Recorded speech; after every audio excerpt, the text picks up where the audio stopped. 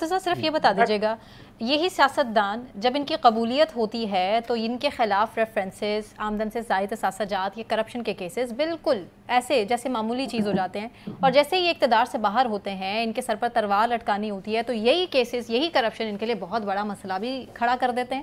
تو یہ کب تک چلتا رہے گا سسٹم؟ دیکھیں جی، بات یہی ہے جو آپ نے بات کہہ دیا.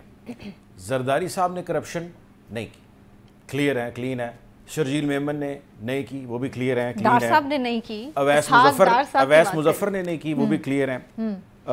خورشید شاہ صاحب آپ کو پتہ ہے ان کا، انہوں نے بھی کوئی کرپشن نہیں کی، وہ بھی کلیئر ہیں. اب اس طرف نون لیگ کی طرف آ جائیں، نواز شریف نے کوئی کرپشن نہیں کی. شہباز شریف بھی حدیبیہ میں آپ دیکھیں بھی بالکل کلیئر ہو گئے. سلمان، ان کے جو بیٹے ہیں شہباز، وہ بھی کلین چٹ لے چکے ہیں. اسحاق ڈار حجویری ٹرسٹ، وہ بھی بالکل کلیئر ہیں، انہوں نے بھی کوئی کرپشن نہیں کی.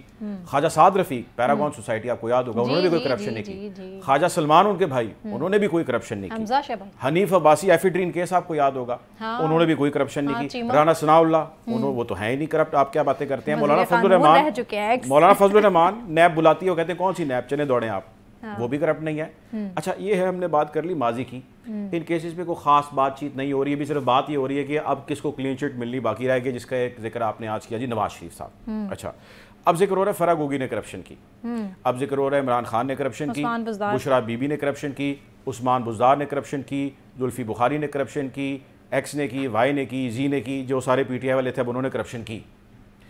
یہی المیہ ہے، یہی رونا ہے اس ملک کا. اس کے علاوہ کوئی المیہ نہیں ہے، کوئی رونا نہیں ہے. عدالتیں معذرت کے ساتھ اس ڈائریکشن میں بڑھنے لگ جاتی ہیں جس ڈائریکشن کا میں نے ذکر آپ سے کیا ہے. ہمارا تمام جوڈیشل سسٹم جو ہے وہ اسی ڈائریکشن میں بڑھتا ہے. ہاں، ان کے کیسز رہتے ہیں جس کو ہم کہتے ہیں نا ہلکی آنچ یا تیز آنچ، وہ اب ہلکی آنچ پہ رہیں گے جن کا میں نے پہلے ذکر کیا. تیز آنچ یہاں پہ ہوئی ہے. ان میں سے کوئی بھی ہانڈی جو ہے نا وہ جلنے نہیں دیتے، کیونکہ ہانڈی جل گئی پھر تو کھیل ختم ہو گیا، کیونکہ جو دوسرا ہے اس کو بھی ظاہر ہے آپ نے انڈر آبزرویشن رکھنا ہے. تو these are just pressure techniques and tools. آپ مجھے مثال کوئی بتائیں کہ جی فلانے کے خلاف کرپشن کیسز تھا، آمدن سے زائد اثاثے تھے، ریفرنس بنا تھا، اس کو نشان عبرت بنایا گیا، اس کو بتایا گیا کہ ملک کا نظام ایسے نہیں چلتا. باقی جتنے بھی لوگ وہ کام کر رہے تھے کہ جی اگر آپ کرپشن کریں گے، عوام کا جو غریب عوام ہے، مسکین ہے، غریب ہے بیچارے، یتیم ہے، جن کے پاس پیسے نہیں ہے، روٹی نہیں ہے، کھانا پینا نہیں ہے، آپ ان کو لوٹ کھسوٹ کرتے ہیں. آپ نے اپنا ملک بنایا، اپنا نظام بنایا، آپ کا اپنا قانون ہے، جو آپ کا دل کرتا ہے وہ آپ کہتے ہیں. آپ جلسوں میں کھڑے ہو جاتے ہیں، اپنا منجن بیچنے لگ جاتے ہیں، بیچارے لوگ اس کے پیچھے لگ جاتے ہیں، کچھ لگتے ہیں کچھ نہیں لگتا. اب تو لوگ لگتے بھی نہیں ہیں. آپ پبلک سرویز کریں، جس کو اپنی زبان میں واکس پاپ کہتے ہیں، آپ لوگوں کے پاس جائیں، جا کے پوچھیں کس کو ووٹ دیں گے. زیادہ تر لوگ کہتے ہیں کسی کو نہیں دینا، کسی کو ووٹ نہیں ہم دیں گے. تو خیر وہ جس کو اب دینے کا کہتے بھی ہیں، آپ کو پتہ ہے، وہ سب کو ہی پتہ ہے خیر کہ وہ کس کو دینے کا ووٹ کہتے ہیں، کہ کس کو ہم نے ووٹ کرنا ہے.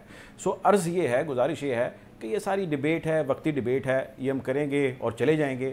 اور آپ کو یاد ہونا چاہیے، اب سے چند ہفتے پہلے، میں مہینوں کا بھی ذکر نہیں کر رہا، ہم یہ بات کر رہے تھے اپنے تمام آنریبل گیسٹ کے ساتھ بیٹھ کے کہ نواز شریف کے پاس قانون کے مطابق آپشن نہیں ہے، رستہ نہیں ہے کہ وہ دندناتے پھریں سڑکوں پہ، جلسوں میں، وہ سلاخوں کے پیچھے ہوں گے. بات یہ ہو رہی تھی کتنا عرصہ رہیں گے. کہاں گیا یار سارا کچھ، بس کر دیں.